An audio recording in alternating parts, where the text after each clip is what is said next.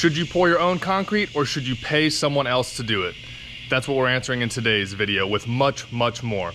Welcome back to WIDEBODY Nation Home Improvement, guys. I'm Adam, and this is our almost done patio extension project. Now, this video is gonna be definitely from the point of view of an amateur concrete layer and home improvement person, if you will.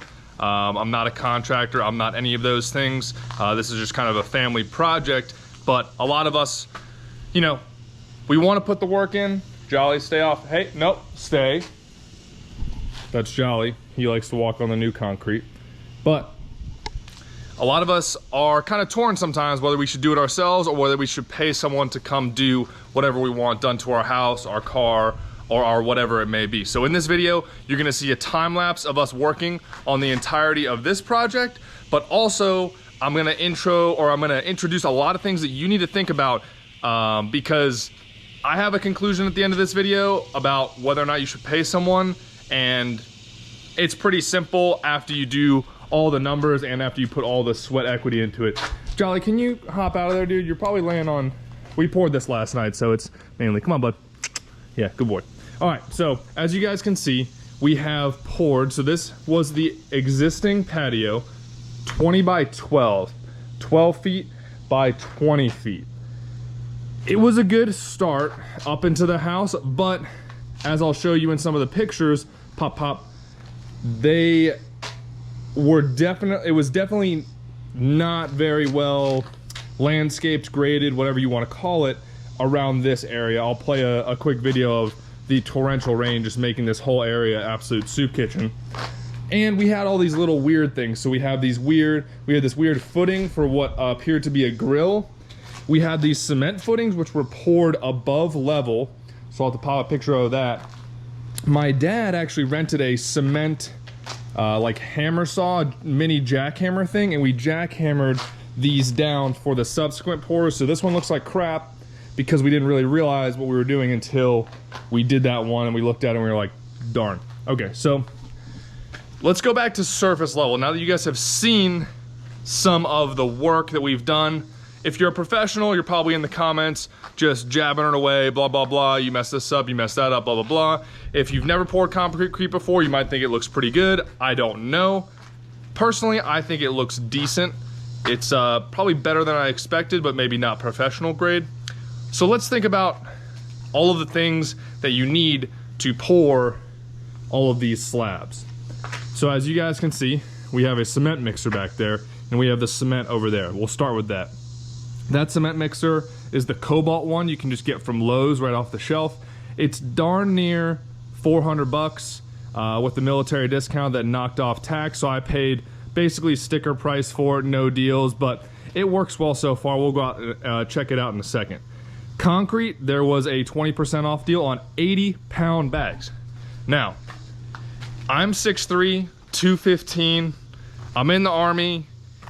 We do that kind of stuff basically for a living, but if you are not a large or very fit human being, I would suggest if you're gonna do bags, do 60-pound bags. That extra 20 pounds, as you'll see in the videos, I mean, it takes all of my capability to get it into the mixer, and when you multiply that by 200 bags or however many bags you're doing, in our case we did about 150 bags in the mixer. Let's just say you got to be pretty fit, and it definitely takes the wind out of you if you are trying to rush. Now, that gets into another part of the manual labor that people kind of forget about. Digging out where the patio is supposed to be. Now, from the research we did online and the people we talked to, the book answer is that you're supposed to dig down between 6 to 8 inches so that you can put this rock or this crushed gravel down under it right here, this stuff, and you guys can see Jolly's laying it right now. He loves this stuff because it's really cool. You know, it's like 5 inches below the ground. So this is Jolly Roger and that's Davy Jones, Pirate Pups. Now, as you guys can imagine, digging all of that out, because the dimensions of this, so we have 20 by 12, the dimensions of this, it's an extra 7 feet by 24 feet, and then 7 plus 12, so 19 feet there. So, I mean, I'm not gonna do quick math for you here, but that's a lot of square footage to dig down between 6 to 8 inches, and we were usually closer to 8, although we did not use up all our gravel. Not only is the amount of work you have to put in digging that out manually, which I did the majority of the digging with a pickaxe, a shovel, and some other tools. So if you don't have those tools, that's another expense. You gotta have somewhere to put the dirt. This house is pretty new, new to us. It was built, I believe, in the 80s, I wanna say. So it has good bones, but it has a lot of exterior projects. We inherited this kind of sinking gravel pit parking area where I parked the overhang to my trailer on this cement slab, and that's where we put all the dirt. So, you know, putting the dirt somewhere is definitely something that you need to think about before you start slinging dirt into, our case, this wagon, which then we put over there. This gorilla cart has been very useful. It's about 200 bucks, but we have used the absolute crap out of it. This is the remnants from our drainage solution that was a huge problem and why we paved. But here, to give you an idea of the amount of dirt, all of this dirt is just from that one 4x4 square right there. Just that one. All of this dirt, just that one. So that probably makes sense why all of that went over there, right? All right, so next, lumber. You're gonna need some lumber, and the way that lumber prices are right now, that's not nothing. I mean, that is an expense. We probably have a couple $100 worth of lumber out here between setting up all the edges, between the stakes, between the 2x4s to grade it, and all that. So just another expense, guys, and you guys can kind of see where I'm going with it. It's adding up. Not just your time, not just your sweat, not just your time and sweat, but then also money, right? So we have our base here. We dug it out, put our base in, then you frame it up, obviously. You gotta tamp it down. That's just another tool, you know, 30, 40, 50 bucks. Money is stacking up here. Once you get it all squared, whatever dimensions you want, another Davy Jones, hey. He wants to test me. Once you get it all squared up, okay, back up. Professionals will say they can pour, you know, a professional poured this, presumably a professional poured this 12 by 20 slab straight up. We, our first time pouring concrete in this way. I've poured concrete into holes before, like this. People pouring it into holes, that's really not that hard. With it being our first time that we poured concrete to look good on a patio where it needs to be level or graded a little bit to go away from the house, we did smaller chunks. So we started over there with 4x4, we did a 4x4 and then a 4x8, but it had some obstructions, obviously. Then we were doing a 4x7, a 6x7, a 4x7, a 6x7, and then a 4x7, having to deal with this footing right here. So, more tips, more tricks, and obviously you guys are waiting for the montage, or maybe I'll put that at the beginning of the video so that everybody can get that viewing pleasure, and then you can hear me give you all these good or bad pro tips. So we had our concrete delivered by Lowe's. I think it was an extra 65 bucks, but obviously when you get like 20,000 pounds of concrete here ordered, each of these pallets had 42 bags. 42 times 80, beep boop bop boop, that's creeping up, I believe, on 4,000 pounds of concrete. So yes, I could fit a pallet in the back of this truck because this truck's rated for about 5,000 pounds in the back, but then how am I going to get it from there to there? So Lowe's showed up with a massive 18-wheeler with a little 3-wheeled, you know, forklift thing on the back, and they just plop, plop, plop. You see the used pallets there. We just finished this pallet last night, and then we have about 40 bags left. We're not going to be using all 40, we'll probably use about 20-ish for this last pour. This cement mixer, I like to keep a little bit of water in it to make sure everything doesn't bake on there. You'll see some cement mixers that have a metal barrel. This one has like a, you know, a plastic or whatever you want to call it barrel. It's good. I like to try to keep it as clean as possible. Looks like there's getting some grooves worn into it by the old wheels down here. I'll turn it on for you guys real quick. Oh wait, it's not plugged in, but it's not that loud. You can fit 3 80-pound bags in here. You got to keep it pretty lean though until you're ready to pour. So I would put some water in, throw 2 bags in, water it down a little more, which you'll see, and then I'll throw the 3rd bag in, wheel the cart here, and then be good to go. So 3 80-pound bags. You could probably do 4 60-pounders. It's the same volume of concrete if my, you know, mental math is correct. In the video, you guys are probably wondering why I didn't just put the concrete mixer right next to where we're pouring. And we tried it, but it just didn't seem, the leveling wasn't good. Like, that concrete mixer is pretty tall. Like, I'm 6'3" and that thing's up to my waist. And when you pour it, I can show you. So like when you pour it, you're still up really high, you know? So like, boom, we're pouring. So I didn't want it to be like a total mess. Jolly, can you stop eating rocks, dude? Appreciate it. I didn't want it to be a total mess pouring every time. So we actually, as you guys will see, did a transfer from the concrete mixer to this Gorilla cart. And the reason why I like this Gorilla cart so much, other than the volume and the good wheels and tires, is that you can dump flat. So as you'll see in the video, we would take this and we would, boom, bring it on over here, and then it would basically be dumping it right on in. Not as much not nearly as much splashing as it would be coming out of a circle, like a spiraling cement mixer at 3 feet above the concrete. Just trying to prevent a little bit of craziness overall. Let's go check out tools in the shed real quick because I don't have all the tools out since we're almost done.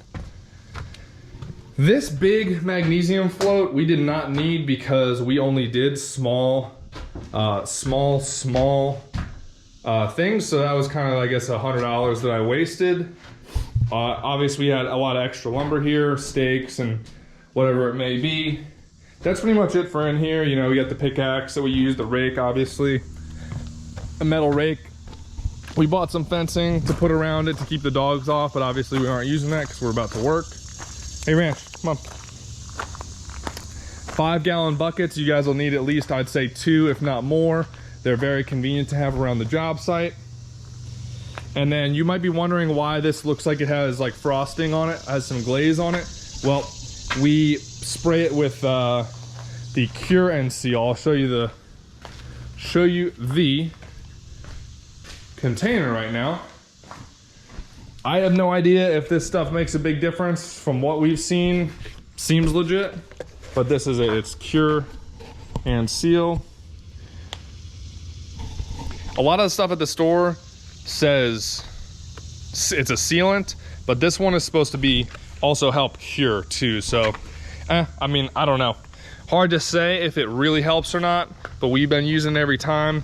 It does kind of highlight where you messed up because you can see it more. So like you can see we have a tiny bit of a low spot right there. I mean, it's probably a fraction of an inch, but it does pool wherever there is a low spot. Other than that though, I mean, obviously it's running off and pooling on the next one, so we kind of have a spot there between these two. But another tip would be probably just pouring in sequence, although it's going to take you longer to pour in sequence if you're doing these smaller batches. And I think that's why the pros, they just throw it all down and they just level it all out from there with their larger floats like I just showed you guys, because it is, we've been working at this for like a week. It took us quite a few days to dig it out, and then it took us, you know, while I'm digging it out, then my dad was framing, and then my wife came here this time and she's been helping frame and kind of just been like the third helping hand. So if you're by yourself, I wouldn't say it's impossible. I would just say that you're going to be tired. You're going to be not efficient.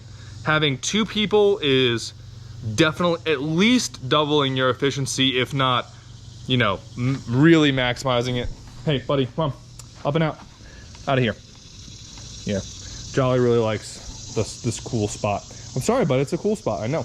You can go lay over there. Go lay in the garage. It's nice and cool there too. So 2 people is, I would say, the minimum for any sane person.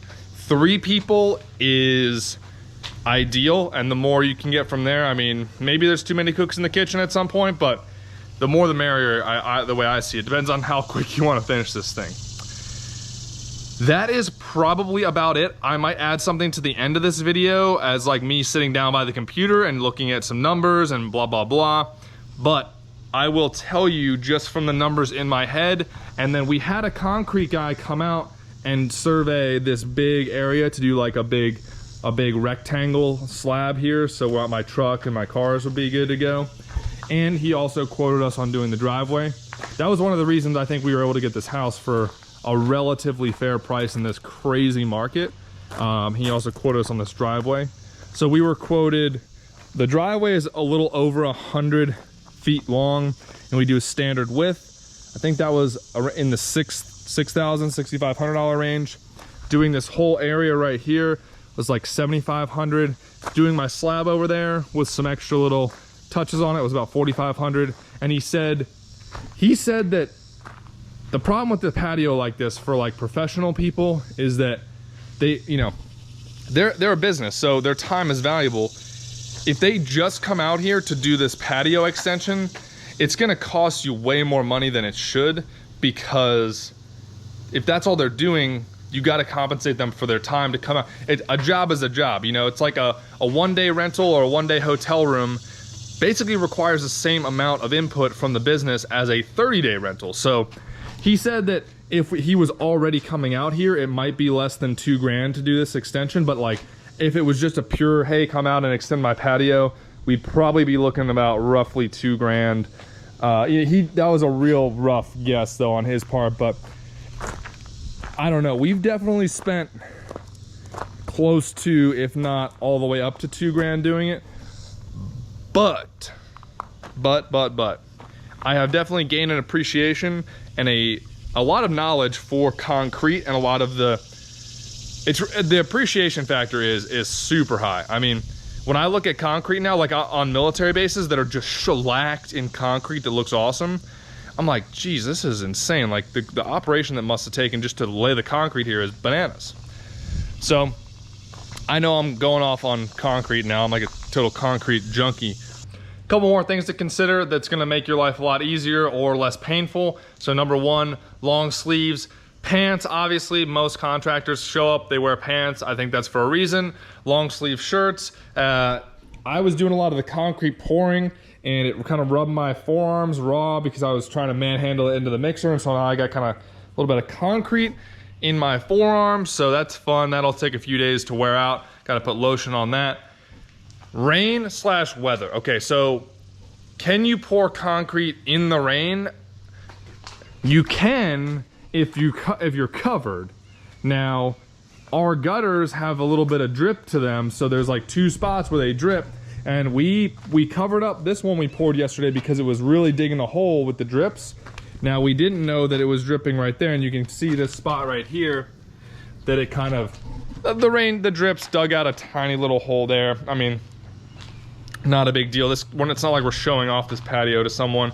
Honestly, this patio is probably going to turn into a screened-in porch now that it is squared off with the roof. So like we actually have it evened up with the roof out there rather than it being a weak size patio and then a full porch area. I hope you guys like our 5 fans. One of them doesn't work, so that's cool. Anyway, they actually feel really nice though, so we'll just get nicer fans, or maybe one there's a fan company called Big Ass Fans, so maybe we'll just do one of those. Anyway, next, so in the rain, yes, it was drizzling and we poured these 2 while it was drizzling. And that's why we have this covering right here. It's actually a drop cloth that we just made a little lean-to out of. Anyway, concrete bags cannot get exposed to the rain. Cannot. Because those bags are not waterproof, the water goes through them, and then it activates the concrete. It activates all that fine concrete mix in there, and then it starts to go through the chemical reaction that actually makes concrete so that, I mean, we poured this one less than 24 hours ago, and I can already stand on it. So, should I be like jumping all over it and like maybe with soccer cleats or something like that? No, but I can already stand on this one that we poured, you know, less than 24 hours ago. This one, our dogs walked on it this morning before I sprayed it accidentally, and nothing happened to it, but you're supposed to wait at least 12 hours, preferably like 24 to 48. Anyway, so rain, if you're gonna have your concrete outside, make sure you have a tarp or something waterproof over it, because you will have 60 or 80 pound concrete bricks if you do not cover them up.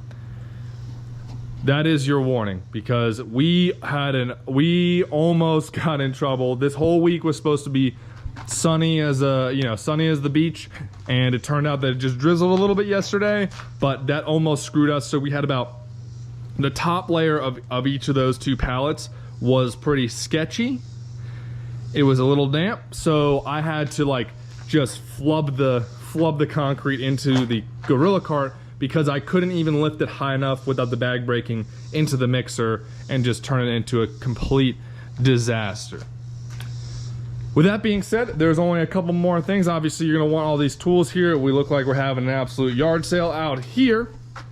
These are concrete impregnated expansion joints, and they look like this, and they kind of smell like crap, probably because it's or not, I should say asphalt impregnated concrete expansion joints. So I don't know what it is, but it has asphalt in it, and those go, I mean, you guys have seen these before probably. Those go in between your old concrete and your new concrete, or really wherever you want an expansion joint. We felt that we should put it in between the old and the new, and between the new and the house. So we have it in between the house and the brick, because we wanted to give a, you know, that third of an inch of give, so we're not messing up the house or the foundation or anything. As far as in between each each pour, we ended up just sending it and pouring to pour. I suppose using those in between each slab could have cleaned up the transfer, or maybe not. I mean, some of our transfers are real clean. Right here, this one looks pretty good. This one's a little rough down here. So as you can see, there's some pooling down there. So I'm planning to figure out some sort of solution to maybe get like some sort of sander, some sort of grinder to kind of just grind down the weird spots. We obviously need some bond, like some concrete bonder filler to police this up, because this looks like a 3-year-old did that. So we're gonna have to, we'll just chalk that one up as a learning experience. But this makes me happy right here. Our gutters are no longer venting right into an absolute dirt pit. We have concrete under all of the gutter area, so in theory this should clean it right up. Obviously you're gonna need all these different concrete tools. This one, meh, maybe wouldn't buy that again. This one I wouldn't buy again. I like the wood float, this wood float right here. This thing is money. I like this one. You obviously need this one too. So I'm telling you guys, the money just starts stacking up when you have to buy this, buy that. I mean, most of you guys who own a house or whatever, or even have moved into an apartment, you know that all of a sudden it's like bam, bam, bam. $100 here, $200 there, sheets here, tools there, blah, blah, blah, blinds here. So it is definitely not a cheap experience, but definitely was a learning one. Should you pay someone to do the concrete work, or should you do it yourself? I'm gonna have multiple answers for you. If you have most of the tools, oh, we didn't even get into all the tools we used. So having circular saw, drill, what is that called? Reciprocating saw, batteries, obviously. We definitely used a ton of tools I already had. So if you're moving into a new house and you have no tools and no nothing, I would just pay someone to do it. Because especially, I mean, this is going into like some higher level business thinking, or just life thinking, but like, depends on what you do for a job and how much you value your time. So like, I'm on a salary, but I have other things I could be doing to improve or to up my income. Like my time could be converted to dollars, which would then be multiplied to see if this was a waste of time and money. So not only did I spend hundreds or thousands of dollars on this project, but I could have also been doing stuff to generate the money to potentially just pay someone else to do it, and also not be tired as heck from doing all this manual labor. Again, I appreciate the manual labor. I appreciate concrete so much more now. So I do, I guess our takeaway, we as a family, my dad, myself, and my wife, boys, stop digging. We as a family, we don't regret pouring this ourselves, but we are also going to appreciate way more when we pay somebody to pave this area and to pave the driveway, as opposed to us doing it. Just because, you know, it was definitely a mentally and physically challenging project. So the dogs are starting to dig up right around my construction area. I gotta finish this up. I hope you enjoy or enjoyed, depending on where I put the time-lapse videos. If you guys like this type of home improvement content from the perspective of someone who's not a professional, but someone who is, you know, smart and I guess somewhat inclined to do these projects, then go ahead and like, subscribe to the channel so you get our next video update. We will have shed power washing and painting. We will have potentially a construction of a warehouse, or not a warehouse, like a workshop right here. I already built the fence, but we're gonna be doing some fencing projects. Obviously landscaping, we've been ripping out a lot of the weeds and the bushes. There's plenty of stuff to do. We got garage stuff to do here. The Corvette is off getting work done right now. If you guys are wondering why the channel is called Wide Body Home Improvement, well, my original channel, Wide Body Nation, is the main channel. So if you guys like car stuff, if you guys like business content, then head over there. It's mainly cars, mainly business, and we talk about, you know, making money, stuff like that. So appreciate you guys tuning in. Enjoy the time lapse. I know the time lapse for me is super satisfying to watch. I got to get these guys to stop digging up the yard. Appreciate you tuning in, and I will see you for the next video.